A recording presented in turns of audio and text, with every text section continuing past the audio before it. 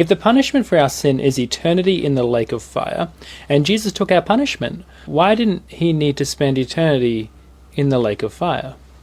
Great question there, Darth. Picture it like this. This analogy may be helpful. If you do a crime and you are given, like, say, a $100,000 fine to pay, massive fine, and you have to pay it by a certain date.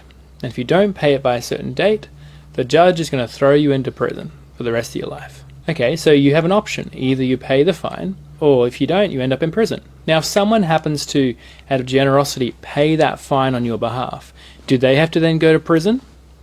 No. They paid the debt that you owed, and so therefore you nor they have to go to prison. And so in the same way, we have accrued a debt. The Bible uses that sort of language in Colossians 2 verse 14 when it mentions, by cancelling the record of debt that stood against us with its legal demands. This he set aside, nailing it to the cross. So we have a record of debt that we've accumulated for our sin. And so either it can be paid off by the time we die, and we can't pay it off because it's just too much. Nothing we could ever do could ever really pay that off in this life.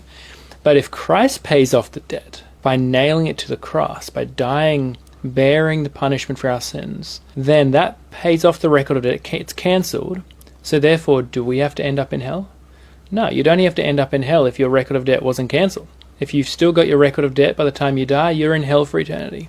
And so Christ was able to fully satisfy the wrath of God by his perfect sacrifice on that cross, bearing our sins. And so that's why he doesn't have to go to hell. He was able to say on the cross, it is finished. Not it has just begun, he's got more punishment in hell to go. No, it's finished. He paid it in full for everyone who would believe. How good is that?